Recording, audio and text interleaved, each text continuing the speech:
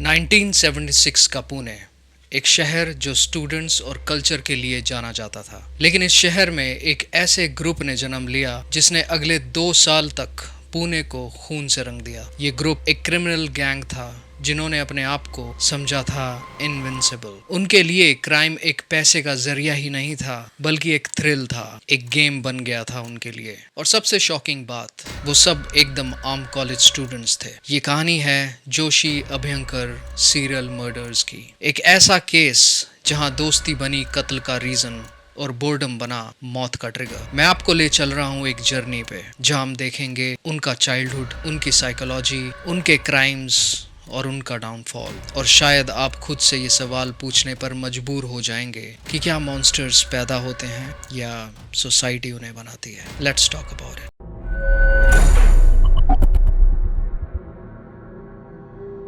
The story revolves around 4 college students who made a gang.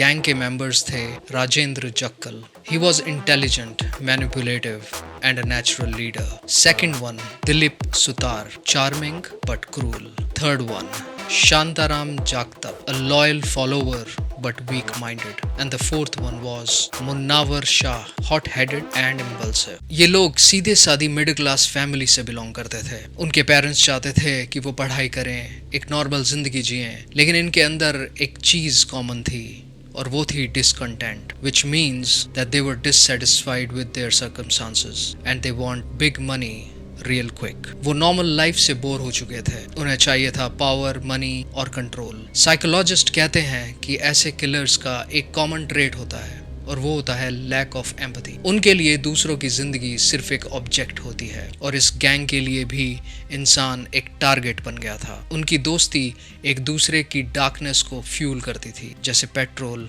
और आग। उनके द्वारा किया हुआ पहला मर्डर जाने अनजाने में हुआ था। एक रिक्शा ड्राइवर से लड़ाई होने के बाद उन्होंने उसकी जान ले ली। उसकी जान लेने के बाद, अपना पहला मर्डर करने के बाद उनको जो कॉन्फिडेंस मिला, उनको जो किक मिली, उसने एक ऐसा सिलसिला शुरू कर दिया कि जिसने कभी रुकने का नाम ही नहीं लिया। 1976 से 77 के बीच उन्होंने लाल बाग में लगभग 10 मर्डर्स किए और हर मर्डर में उनका ब्रूटैलिटी लेवल और बढ़ता गया। आइए बात करते हैं इनके द्वारा किए हुए कुछ ऐसे मर्डर्स की जो कि बहुत ज़्यादा हाई प्रोफाइल थे पुणे में और जिनकी वजह से इन्हें सज़ा भी मिली। 1976 का वो वक्त, एक शांत कल्चरल सिटी पुणे, लेकिन इस शांति के पीछे एक अंधेरा उभर रहा था। ऐसा अंधेरा जिसमें इनोसेंट लोग अपनी जान से हाथ धो बैठे और पुणे की सड़कों पर सिर्फ खौफ बाकी रह गया था। इन लोगों का सबसे पहला शिकार था प्रकाश हेगड़े, जो उन्हीं का एक दोस्त था, एक स्टूडेंट जो अपने ही क्लासमेट्स पर ट्रस्ट कर बैठा। उसको एक फॉल्स नोट दिखाया गया उसके पिता के नाम पर और उसको एक जंगल में ले जाया गया। वो नोट उसके पिता को दिया गया फिरौती के लिए कि उसका किडनैप कर लिया गया है और उन्हें इतने पैसे चाहिए। प्रकाश जो उनके साथ गया था वो फिर कभी वापस नहीं आया। उसको एक बड़े ड्रम में बांधकर नायलॉन रोप से स्ट्रैंगुलेट करके उसके शरीर को बड़े पत्थरों से बांध के लेक में डंप कर दिया गया, जहां पर उसकी डूबने से मौत हो गई। रैंसम का नोट उसके पिता को मिला और उन्होंने पैसे भी दिए, लेकिन उनका बेटा कभी वापस नहीं आया और ये लोग कभी पकड़े नहीं गए। 31 अक्टूबर 1976 की रात एक पूरी फैमिली को ख़त्म कर दिया गया। ये फैमिली थी मिस्टर अच्युत जोशी की, उनकी वाइफ उषा और उनका बेटा। सबको मार दिया गया। मिस्टर अच्युत जोशी पुणे के काफ़ी नामी गिरामी लोगों में से उनका नाम आता था। उनका बेटा आनंद पास ही के पार्क में क्रिकेट खेलने जाता था, जहां पर इस गैंग के मेंबर्स ने उसे टारगेट कर लिया। पहले इन लोगों ने आनंद को अपना दोस्त बनाया और फिर उसके जरिए उसके घर में आना जाना शुरू कर दिया। अच्युत जोशी बहुत ही लिबरल और जेनरस किस्म के इंसान थे, इसलिए उनके घर में किसी का आने जाने पे कोई रोक टोक नहीं थी। उनकी वाइफ भी बहुत ही अच्छे नेचर की लेडी थी। उनका बेटा भी काफ़ी मिलनसार था और उन्हें अच्छा लगता था कि उनके बेटे के फ्रेंड्स उनके घर पर आते हैं, लेकिन उन्हें पता नहीं था कि ये जो लोग हैं ये उसके फ्रेंड्स कम और गैंग ज़्यादा हैं और वो एक बहुत ही इल मोटिव लेकर उनके घर में आ रहे हैं। एक रात आनंद ने इन लोगों को अपने घर पे डिनर के लिए बुलाया और ये रात वो रात थी जब इन्होंने उस क्राइम को अंजाम देने का फैसला कर लिया था। जब ये लोग आनंद के घर आते थे वो इस चीज का ध्यान रखते थे कि ये लोग वैल्यूएबल्स कहाँ रखते हैं और इनका जो मेन रूम है जहाँ पर लॉकर है वो कहाँ पर है, और उनको इनके घर के कोने कोने का हिसाब किताब पता चल गया था और उस रात उन्होंने इस क्राइम को अंजाम दे दिया। मिस्टर अच्युत जोशी और उनकी वाइफ उषा और उनका बेटा आनंद रात को 12 बजे अपने कमरे में चैन की नींद सो रहे होते हैं। तभी ये लोग पीछे के दरवाजे से घुसते हैं और मिस्टर जोशी और उनकी वाइफ का गला दबा के नायलॉन रोप से मार देते हैं। और आनंद जब जगता है और इनको देखता है तो उसके साथ भी ये लोग वही करते हैं, नायलॉन रोप से गला दबा के उसको मार देते हैं। इन लोगों ने घर से 15 लाख कैश, ज्वेलरी और वहां पर रखे हुए जितने भी वैल्यूएबल्स थे उन सब को लूट लिया और वहां से भाग गए। पूरी जोशी फैमिली को खत्म कर दिया जाता है। पुणे की हिस्ट्री में इसे आज भी सबसे ज्यादा डार्क इंसिडेंट माना जाता है। इन लोगों के दूसरे विक्टिम थे मिस्टर काशीनाथ शास्त्री अभ्यंकर, एक रेस्पेक्टेड संस्कृत स्कॉलर 88 इयर्स के, और उनकी वाइफ इंदिराबाई 76, दो ग्रैंड चिल्ड्रन, जूही सिर्फ 20 साल की और धनंजय 19, और उनकी मेड सक्कूबाई। इन लोगों ने इस केस में भी सिमिलर पैटर्न का इस्तेमाल किया। उन्होंने पहले धनंजय को अपना फ्रेंड बनाया और फिर उसके जरिए वो घर में आने जाने लगे। लेकिन यहाँ पर इन्होंने एक प्रॉब्लम फेस की, वो ये थी कि इन्हें ये नहीं पता लग पाया कि अभ्यंकर फैमिली अपने वैल्यूएबल्स और अपनी तिजोरी कहाँ पर रखती है, जिसकी वजह से इन्हें थोड़ी सी कंफ्यूजन थी। लेकिन फिर भी इन्होंने चांस लेना बेहतर समझा। ये लोग रात को 12 बजे घर की बेल बजाते हैं और जब इनसे पूछा जाता है कि ये इतनी रात को क्यों आए हैं तो बिना कुछ कहे ये लोग जबरदस्ती घर के अंदर घुस जाते हैं और एक एक करके सबको नायलॉन रोप से स्ट्रैंगुलेट कर देते हैं। सबके माउथ में कपड़ा ठूसा गया था और बॉडीज को टाई भी किया गया था। लेकिन सबसे डिस्टर्बिंग पार्ट ये था कि उन्होंने इस घर की बेटी जूही को ब्लैकमेल किया, क्योंकि इन लोगों को नहीं पता था कि ये लोग अपने वैल्यूएबल्स कहाँ पर रखते हैं।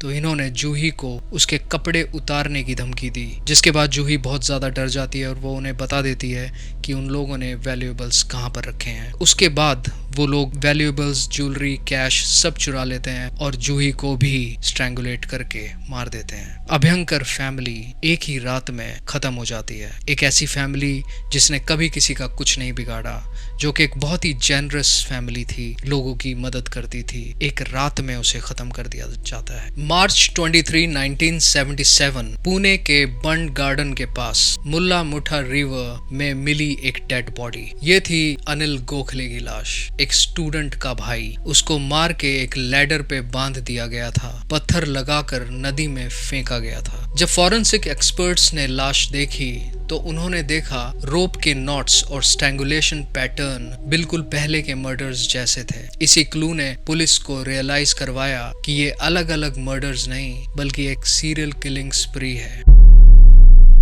आप विश्वास नहीं करेंगे कि 1976-77 में पुणे एक खौफ का शहर बन गया था। रात को सड़कें खाली रहती थी, सिनेमा हॉल्स में सीट खाली रहती थी, कोई घर से बाहर नहीं निकलता था। सबके दिमाग में, सबके जहन में सिर्फ एक सवाल था और वो ये था कि ये किलर्स कौन है, कब ये सब होना रुकेगा और कब ये लोग पकड़े जाएंगे। 1977 के एंड तक पुणे पुलिस पर बहुत प्रेशर था। एक के बाद एक बॉडीज गिर रही थी, अखबार चिल्ला रहे थे सीरियल किलर्स इन पुणे। पुलिस ने सर्विलेंस बढ़ाई, लोकल इन्फॉर्मर्स एक्टिवेट किए और फिर उनके गैंग की एक छोटी सी गलती ने सब कुछ खोल दिया। सीरियल किलर्स और क्रिमिनल गैंग्स का एक कॉमन ट्रेट होता है उनका ओवर कॉन्फिडेंस, और वही उनका सबसे बड़ा डाउनफॉल होता है। इस गैंग का भी सबसे बड़ा डाउनफॉल उनकी एरोगेंस की वजह से ही हुआ था। इन्होंने सबसे पहली और सबसे बड़ी गलती ये की कि इन्होंने एक रैंसम कॉल की। इन्होंने एक बिजनेसमैन को किडनैप किया और डायरेक्टली पुलिस को फोन कर दिया। वो कॉल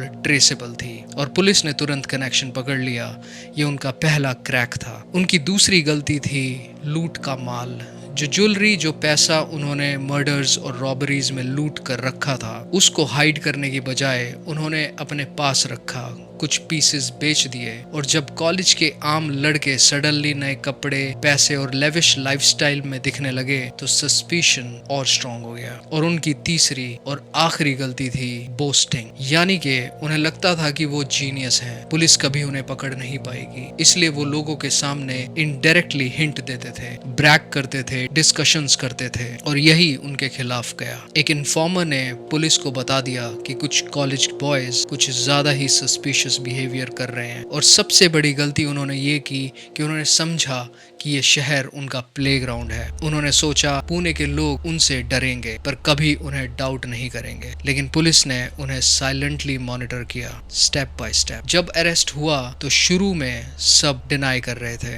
लेकिन इंटेरोगेशन के साइकोलॉजिकल प्रेशर के नीचे एक लड़का टूट गया। उसने एक कन्फेशन में पूरी गैंग को एक्सपोज कर दिया। उन्होंने डिटेल में बताया कि कैसे मर्डर्स प्लान होते थे, कैसे एक फैमिली को एक ही रात में खत्म कर दिया गया, और कैसे एक मर्डर के बाद वो इतने काम थे कि उसी घर में बैठकर उन्होंने खाना भी खाया। पुणे की रूह हिला देने वाली ये बात, ये सब कोई प्रोफेशनल गैंगस्टर्स नहीं थे, कॉलेज के लड़के थे, नॉर्मल से पढ़ने लिखने वाले स्टूडेंट्स जो सिर्फ थ्रिल के लिए, पावर के लिए और अपनी दोस्ती के नाम पे मॉन्स्टर्स बन गए थे। गैंग एक्सपोज हो चुका था, पुणे का डर अब फाइनली सामने था, लेकिन एक सवाल ये था कि इंसाफ होगा या नहीं। 1970s के इंडिया में ये केस अनप्रेसिडेंटेड था। कॉलेज के लड़के, एक के बाद एक ब्रूटल मर्डर्स और पूरी सिटी पर टेरर। जब केस कोर्ट में गया तो जज ने कहा ये केस सिर्फ एक क्रिमिनल केस नहीं है, ये एक इंसानियत के लिए वार्निंग है। ट्रायल शुरू हुआ और हर दिन कोर्ट रूम में नई खौफनाक डिटेल्स सामने आई। कैसे एक आदमी के गले में रोप डालकर उसको बांधकर लेक में फेंक दिया, और कैसे अपने ही दोस्त को लूट कर उसे खत्म कर दिया। सबसे चिलिंग मोमेंट था जब एक विक्टिम की फैमिली ने कोर्ट में कहा कि उन्होंने सिर्फ हमें लूटा ही नहीं बल्कि हमारी इंसानियत को भी लूटा है। यानी कि आप समझ सकते हैं मैं क्या कहना चाहता हूँ। 1978 में ट्रायल शुरू हुआ, कोर्ट रूम भर गया था। पब्लिक का गुस्सा और क्यूरियोसिटी दोनों पीक पर थे। प्रोसिक्यूटर ने जब मर्डर की डिटेल्स बताई तो लोग शॉक हो गए, और गैंग के मेंबर्स वो सिर्फ मुस्कुराते रहे जैसे उनके लिए ये एक परफॉर्मेंस हो। प्रोसिक्यूशन ने एक एक डिटेल को एक्सपोज किया, फॉरेंसिक एविडेंसेस, विटनेस स्टेटमेंट्स और सबसे बड़ी बात गैंग के अपने कन्फेशंस। डिफेंस ने उन्हें यंग स्टूडेंट्स इमेच्योर कहकर बचाने की कोशिश की, लेकिन जज ने क्लियरली कहा एज कोई एक्सक्यूज नहीं है जब हम इतने कोल्ड ब्लडेड मर्डर्स की बात करते हैं तो। और फिर वो दिन आया जिसका पूरा पुणे शहर इंतजार कर रहा था। कोर्ट रूम में सन्नाटा था। जज ने एक एक नाम लिए और फिर वो शब्द कहे जो उनके लिए अंत बन गए, sentence to death by hanging. 1983 में यरवड़ा जेल में उन्हें फांसी दे दी गई। इंडिया के हिस्ट्री में पहली बार इतने यंग स्टूडेंट्स को एक साथ डेथ पेनल्टी मिली, वो भी अपने ही शहर के लोगों के खिलाफ किए गए टेरर के लिए। लोगों ने कहा जस्टिस हो गया, लेकिन सवाल था क्या जस्टिस फांसी से पूरा होता है, या उनके पेरेंट्स, उनके टीचर्स, उनकी अपब्रिंगिंग के फ्लॉज भी जिम्मेदार हैं। जोशी अभयंकर मर्डर्स एक क्रिमिनल केस से ज्यादा बन गया था। ये एक मिरर था सोसाइटी के लिए, यूथ के लिए और हर इंसान के लिए जो सोचता है कि थ्रिल और पावर हमेशा कंट्रोल में रहते हैं। पर सच ये है, एक बार डार्कनेस अंदर घुस जाए तो वो इंसान को इंसान नहीं रहने देती बल्कि मॉन्स्टर बना देती है। इस कहानी का असली सवाल ये है कि क्या मॉन्स्टर्स पैदा होते हैं या हमारी सोसाइटी, हमारी अपब्रिंगिंग, हमारी नफरत और ग्रीड उन्हें बनाती है। पुणे ने इंसाफ देख लिया था, फांसी हो गई थी, केस क्लोज हो गया, लेकिन एक चीज अभी भी खुली छूट गई थी। आज भी किसी एक क्लासरूम में, किसी एक हॉस्टल के कमरे में शायद एक और ऐसी सोच जन्म ले रही होगी, और अगर हमने ध्यान नहीं दिया तो कल एक और गैंग खड़ा हो जाएगा, कहीं और से निकलकर समाज के चेहरे पे एक तमाचा बन जाएगा, एक दाग बन जाएगा और समाज के लिए जहर बन जाएगा। इस पर ध्यान देना बहुत जरूरी है। आई होप आपको ये ट्रू क्राइम स्टोरी पसंद आई होगी। लाइक करें, शेयर करें, सब्सक्राइब करें, मोटिवेट करें और फॉलो करें तलाशी the true crime Hunt channel को। फिर मिलते हैं अगले वीडियो में एक नए क्रिमिनल के साथ और केस स्टडी करते हैं, एनालाइज करते हैं। तब तक के लिए goodbye and thank you for watching.